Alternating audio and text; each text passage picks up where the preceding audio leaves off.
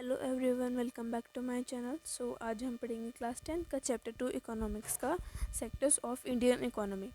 सो इस चैप्टर में हम पढ़ेंगे कि कितने सेक्टर्स हैं on the basis of economic activities, और ग्रॉस प्रोडक्शन क्या होता है, और अंडर एम्प्लॉयमेंट क्या होता है, ऑर्गेनाइज सेक्टर क्या होता है, अनऑर्गेनाइज सेक्टर क्या होता है, और पब्लिक और प्राइवेट सेक्टर क्या होता है, और growing important of territory sector क्या होता है। मैं वो भी बात आपको बताने वाली हूँ। सो चलिए स्टार्ट करते हैं। पहले हम पढ़ेंगे public sector. Public sector, when we produce goods by exploiting natural resources, it is an activity of the primary sector. So primary sector ये होता है कि प्राइमरी सेक्टर में इंक्लूड होता है जैसे कि हमारा एग्रीकल्चर हो गया। मतलब चलो एग्जांपल लेते हैं कि जो हम क्लोथ्स वेयर करते हैं इनका, सो क्लोथ्स को बनाने के से पहले हमको कॉटन उगानी पड़ेगी। सो जो कॉटन उगेगी वो हमारे एग्रीकल्चर में आएगी, तो उसको हम बोलेंगे प्राइमरी सेक्टर। फिर secondary sector covers activities in which natural products are changed into other forms through ways of manufacturing, it is called as industrial sector. Secondary sector को हम इंडस्ट्रियल सेक्टर भी बोलते हैं। और जो ये इंडस्ट्रियल सेक्टर होता है, इसमें जैसे कि हमने उस कॉटन को लिया, फिर हम उस कॉटन से जब क्लॉथ बनाएंगे तो जो क्लॉथ होगा वो होगा हमारा इंडस्ट्रियल सेक्टर, यानी कि सेकेंडरी सेक्टर। इंडस्ट्रियल सेक्टर हम इसको इसके लिए बोलेंगे क्योंकि जब हम क्रॉप को उगाएंगे तो वो तो हमारा एग्रीकल्चर हो गया। जब हम उसको प्रोड्यूस करेंगे, मटेरियल को हम उसको क्लोथ में कन्वर्ट करेंगे तो वो हमारा इंडस्ट्री में जाकर होगा, तो इसलिए हो जाएगा हमारा इंडस्ट्रियल सेक्टर। और इसका एग्जांपल है, जैसे कि मैंने आपको भी क्लोथ का एग्जांपल दिया है, क्लोथ को अगर हम बनाएंगे तो ये इसका एग्जांपल है। सो अब आते हैं टेरिटरी सेक्टर पे। So these are the activities that help in the development of primary and secondary sector. और हाँ, ये जो तीनों सेक्टर होते हैं, ये तीनों सेक्टर, वन जो है वो इन दोनों पे डिपेंड है, और ये इन दोनों पे डिपेंड है, और ये इन दोनों पे डिपेंड है। तो ये तीनों जो है वो इंटरडिपेंडेंट है। जब तक हमारा हमने प्रोडक्ट को, जैसे हमने कॉटन लिया, तो कॉटन को जब तक हम मैन्युफैक्चर नहीं करेंगे तो वो ट्रांसपोर्ट नहीं होगा। मतलब मैन्युफैक्चर करेंगे, ट्रांसपोर्ट होगा, जब भी वो हमारे लिए यूज़फुल होगा। ठीक है, इसी तरीके से जब हम किसी प्रोडक्ट को हम उसमें क्लॉथ में कन्वर्ट कर लेंगे, तो क्लॉथ में कन्वर्ट करने के लिए हमको कॉटन भी चाहिए होगी, तो हमारे लिए इसलिए प्राइमरी सेक्टर भी ज़रूरी है। और जब हम उसको प्रोड्यूस कर लेंगे तो हमें उसे ट्रांसपोर्ट करेंगे, तभी तो हमारा वो हमारा जो सेल हो पाएगा, वो तभी तो हमारा यूज़फुल बन पाएगा ना वो। इसी तरीके से हमारा ये वाला सेक्टर है, ये सेक्टर तभी यूज़फुल होगा जब हमारे पास कॉटन होगी, हम कॉटन को ट्रांसपोर्ट करेंगे इंडस्ट्री में। जब हम इंडस्ट्री में ट्रांसपोर्ट करेंगे तो फिर वहाँ पर मैन्युफैक्चर हो जाएगी, फिर हम वहाँ से वापस से उसको सेलर के पास छोड़ देंगे। सो these are the sector activities that help in the development of primary and secondary sector.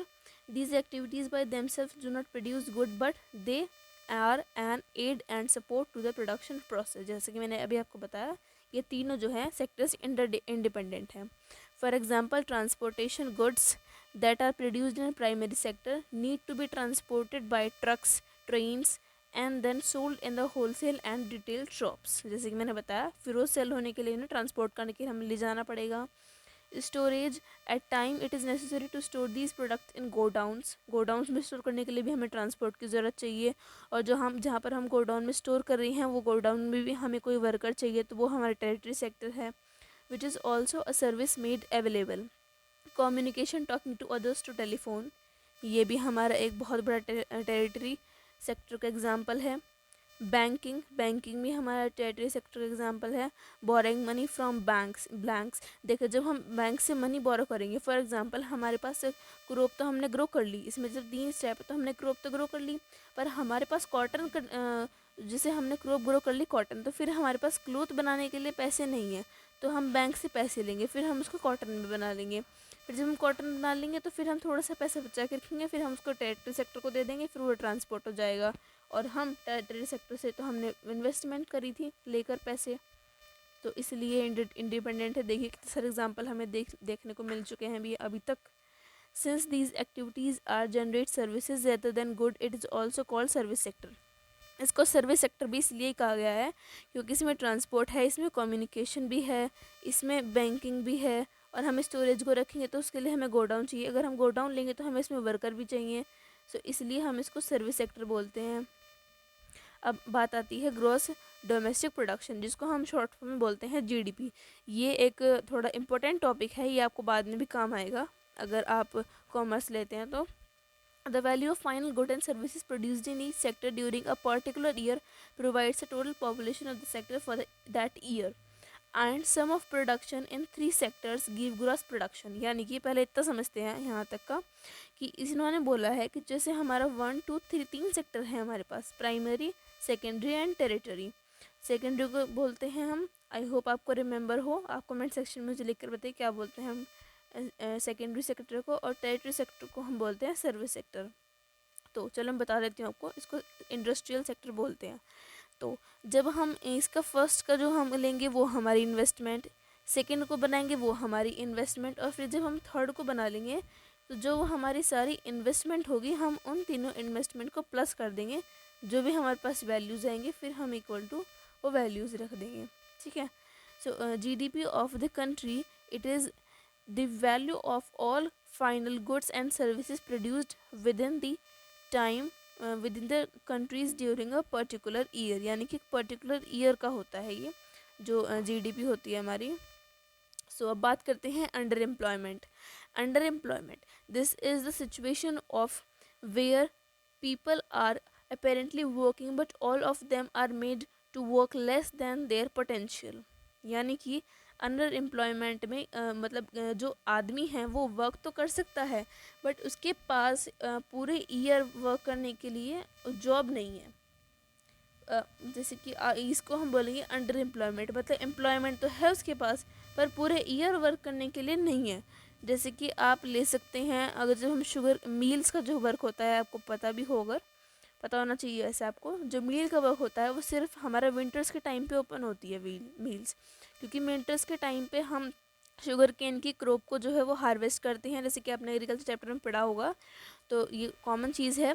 तो जब हम उसको हार्वेस्ट करते हैं तो उससे हम क्या बनाते हैं, शुगर बनाते हैं, और उसके और भी बहुत सारे बेनिफिट्स हैं, जैसे कि हम उससे गुड़ भी बनाते हैं, और एग्रीकल्चर जो हमारा चैप्टर है उसमें काफ़ी सारे एग्जांपल्स हैं।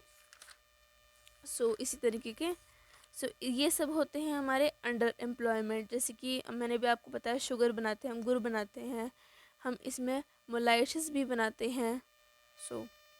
अब बात अभी थोड़ा सा रही है, this kind of under employment is hidden in contrast. इसको कहीं जगह पे जो है वो हिडन अनएम्प्लॉयमेंट भी बोला जाता है। अगर हिडन आ जाए तो कंफ्यूज मत होना, और इसको डिसगाइज भी बोला जाता है। अब देखिए इसके तीन नाम हैं, अंडर एम्प्लॉयमेंट और हिडन एम्प्लॉयमेंट और डिसगाइज्ड एम्प्लॉयमेंट। मैं आपको बता रही हूँ इस तरीके से भी इसे शायद कंफ्यूज कर दे। इसलिए क्योंकि पेपर पूरा इजी नहीं होगा, पेपर थोड़ा सा डिफ़िकल्ट मोड पर भी होगा। Hidden in contrast to someone who does not have a job, hence it is also called disguised underemployment। Okay. अब फिर ये एक्ट आया था Mahatma Gandhi national rural employment guarantee act 2005। इसको हमने NREGA 2005 इसका शॉर्ट फॉर्म इसको दिया था। Under NREGA 2005, all those who are able to and are in need of work have been guaranteed 100 days of employment in a year by the government। ये act हमारे जो महात्मा गांधी जी के नाम से हुआ था। तो इसमें ये एक्ट में पास हुआ था कि जैसे कि अगर कोई पर्सन है वो एबल टू वर्क है बट वो उसके पास वर्क नहीं है, वो यूज़लेस नहीं बोलेंगे हम उसको, क्योंकि उसके पास पोटेंशियल तो है उसको करने की बट उसके पास यूज़ करने के लिए जॉब नहीं है अपनी पावर को। तो इसलिए गवर्नमेंट ने बोला था कि हम आपको 100 डेज़ के मतलब पूरे पर ईयर हम आपको 100 डेज़ का एम्प्लॉयमेंट देंगे। और इन्होंने ये भी बोला था कि if the government fails in its duty to provide employment, यानी कि अगर गवर्नमेंट फेल होती है अपनी ड्यूटी को प्रोवाइड एम्प्लॉयमेंट प्रोवाइड करने में, so it will give unemployment allowance to the people. और इन्होंने ये भी बोला था कि फिर हम आपको पे करेंगे, फ्रीली पे करेंगे, क्योंकि हम अनेबल रहे, हम अपनी ड्यूटी में फेल हुए आपको एम्प्लॉयमेंट देने के लिए। सो इन्होंने ये भी बोला था। अब बात करते हैं ऑर्गेनाइज सेक्टर की। So organise sector, it covers those enterprises और places of work where the terms of employment are regular and therefore people have assured work. यानी कि जैसे कि रेगुलर होते हैं, जैसे कि आपके घर में भी शायद फैमिली में हो या फिर आपके घर के पेरेंट्स में ही हो, जैसे कि मदर फादर है, तो उसमें अगर उनकी गवर्नमेंट जॉब होती है तो आपने नोटिस करा होगा कि अगर वो लीव भी रखते हैं तो वो पेड होती है उनकी लीव, मतलब उनका उसका पैसा मिलता है, उनके पैसे कट नहीं होते हैं। और उनको हेल्थ इश्यूज होते हैं तो उसके लिए भी गवर्नमेंट सर्विस प्रोवाइड कराती है। और जैसे कि ऑर्गेनाइज सेक्टर में काफ़ी सारी फैसिलिटीज़ और भी होती हैं। और इनको सबसे बड़ी बात ये होती है कि वो रेगुलर होते हैं, उनको कोई हटा नहीं सकता। जैसे कि अगर आपके पेरेंट्स या फैमिली में कोई भी, अगर नोटिस करो कि अगर कोई गवर्नमेंट टीचर है तो उनको कोई हटा नहीं सकता है। अगर वो खुद छोड़ेंगे तो बात अलग है, पर बाकी उनको कोई हटा नहीं सकता। और अगर ऑर्गेनाइज सेक्टर की बात करें हम, तो वहाँ पर ऐसा होता है, वहाँ पर लोग हटा देते हैं जब भी उनकी मर्जी हो, विदाउट एनी रीज़न। बात करते हैं unorganized sector. It is the characterized by small and scattered unit which are largely outside the control of the government. There are rules and regulation but these are not followed. These are not followed. होते तो हैं but वो follow नहीं होते हैं। मतलब कि जैसे कि उन्होंने रूल बनाया कि हम आपको विदाउट एनी रीज़न नहीं कर सकते हैं, बट ऐसा होता है, ये प्रैक्टिस होता है इंडिया में, भले ही ये रूल हो। जैसे कि उन्होंने साफ साफ लिखा हुआ है नोट्स में, और वैसे भी ये प्रैक्टिस होता है, चाहे आप गूगल पे सर्च कर लीजिए भी, वीडियो को पॉज कर कर। अब बात करते हैं पब्लिक सेक्टर की। पब्लिक सेक्टर वो होते हैं, this sector government owns most of the assets and provides all the services. Government public sector में जो है वो हमारी गवर्नमेंट जो हमें चीज़ें देती हैं वो चीज़ें आती हैं। जैसे कि हमारी वाटर अगर आपने नोटिस करा हो तो कुछ जगह पे पेड होता है वाटर, जो वाटर पेड होता है वो बहुत ही लेस मनी में पेड होता है। मतलब होती तो है बट इतनी ज़्यादा नहीं होती है। अगर उसके हम देखें, अगर वही चीज़ हमारी प्राइवेट सेक्टर में होती तो हमें बहुत ज़्यादा वैल्यूएबल वो मिलती, और शायद हम उसको कुछ लोग तो अफोर्ड भी नहीं कर पाते, इतनी वैल्यूएबल होती। और थोड़े दिन में यही होगा, जिस तरीके से भी ग्रीन रेवोल्यूशन हुआ था तो उससे बहुत नुकसान हुआ था हमारे पानी को। अब एक बात आती है इलेक्ट्रिसिटी की। तो इलेक्ट्रिसिटी जो है वो भी हमें गवर्नमेंट पेड करती है, मतलब गवर्नमेंट हमें देती है, तब फिर हम उसको पे करते हैं। और इसी तरीके के एग्जांपल है, जैसे कि हमारे गवर्नमेंट ये हो गए हॉस्पिटल्स, गवर्नमेंट स्कूल्स हो गए हमारे, ये बहुत अच्छा एग्जांपल है इसका। ये वाटर और इलेक्ट्रिसिटी थोड़ा सा कंफ्यूज हो सकते हो आप लोग, तो इसलिए मैंने आपको क्लियर कर दिया है। अब बात करते हैं growing importance of territory sector, यानी कि इम्पोर्टेंस क्या है टेरिटरी सेक्टर को ग्रो करने की। In any country several services such as hospital, educational institutions, post and telegraph services, police station, courts, police village administrative officers, municipal corporation, defence, transport, banks, insurance company etc are required. ये सब चीज़ें जो होती हैं वो required होती हैं।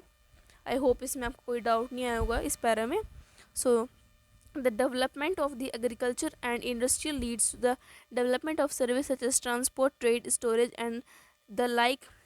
Greater the development of primary secondary sector, more will be demand of such services. As the income level rise, certain services, certain sections of people start demanding many more services like eating out, tourism, shopping, private hospital, professionals, training etc. These is found especially in the big cities. ये big cities में ज़्यादा found किया गया है। इससे भी जो है वो हमारा टेरिटरी सेक्टर ग्रो होता है।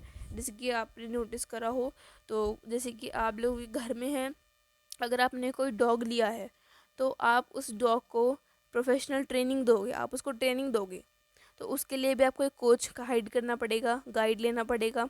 तो उस गाइड को आप पे करोगे तो वो हमारे टेरिटरी सेक्टर में ही आएगा।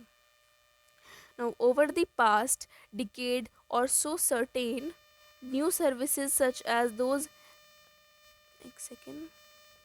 those based on the information and communication technology have become important and essential। जैसे कि अभी आपने देखा ही होगा कि पास्ट टाइम में अभी कितनी ज़्यादा इम्पोर्टेंस आ गई है सब एसेंशियल्स की, इंफॉर्मेशन की, और टेक्नोलॉजी मतलब कितने ग्रो हो रही है धीरे धीरे करके। अभी पहले तो हमारे पास इंटरनेट भी नहीं था, अब हमारे पास इंटरनेट भी है, बहुत सारी चीज़ें ऐसी नई आई हैं।